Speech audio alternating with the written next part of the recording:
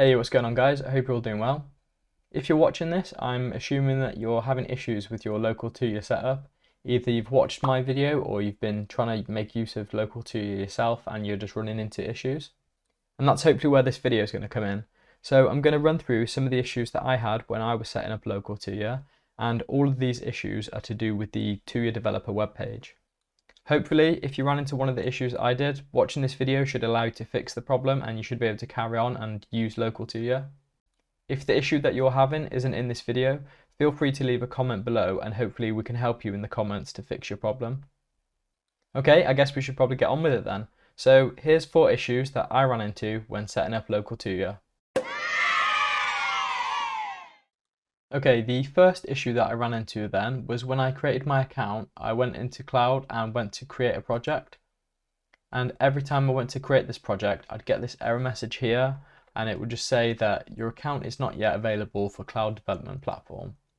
So if you press verify, it then shows you what you need to verify, and in this case, it's the identity.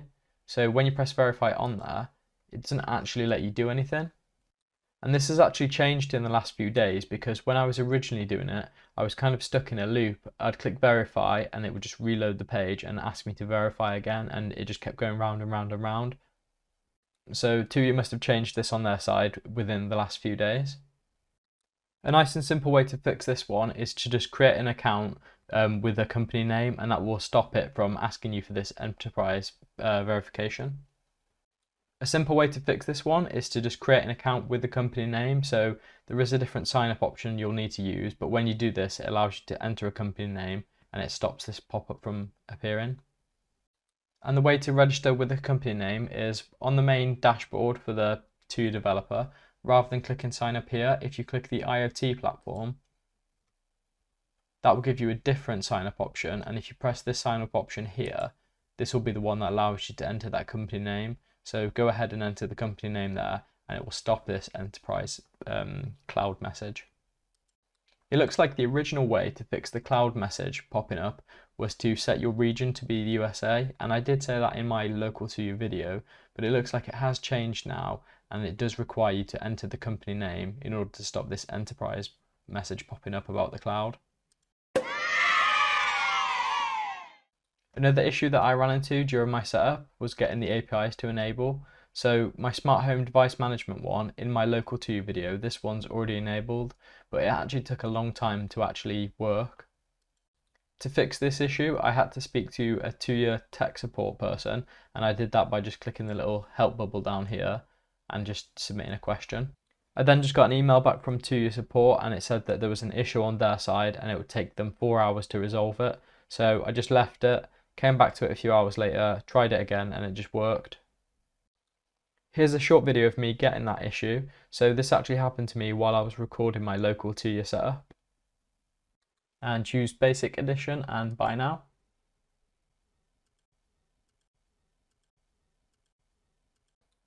So with this one, I don't really have a fix for it. It's just I spoke to Tuya support and they resolved it for me. Whether it was an issue with the website just not working on that particular day, or whether there was something with my account and they did something on the back end. But if you do get this issue when you're trying to add the APIs, then I'd recommend you just speak to your customer support. Okay, next up then is an issue where you get a response from the API telling you don't have access to that API, even though you've just subscribed to it. So if you got this error, you've probably got it while you were trying to get your local key. So you will have entered a device ID and click submit request. You then get this message here to tell you don't have access to the API. Now, the common issue for this one is that you've got the API subscribed. So in this case, we're subscribed to the smart home device management, but the actual project isn't linked to that API. To fix this, we want to just click on the API that we're going to add our project to. And then from here, we're going to just choose project. And we need to add this new authorization. So it's this authorization that you're missing. So add this in. From the drop down, you're going to just select your project and OK. Now if we go back to the API Explorer and do a search again for that ID, we should get a result back. Let's try that again then. So we're going to go to get device details. We're going to enter the device ID and we're just going to hit submit request. And as expected, we can see that that brought back our local key. Next up then is the permission denied, and that's the code 1106, and you'll get this issue if you're trying to access your local key or do any kind of API request, but you're making the request to the wrong data center. So here I'm trying to get my local key, but I'm using the wrong data center. So my data center, sorry, is Europe, and I was then on China. So make sure your data center is correct, otherwise you'll get that permission denied.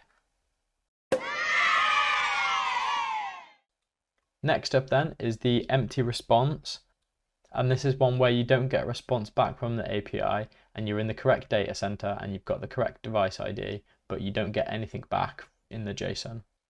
Now this issue is caused by a cause error, so if we was to inspect our page and go into the console here, we could see a bunch of errors, and it will tell you here that we've got a cause issue. So this is the cause issue that's stopping the API from getting the response.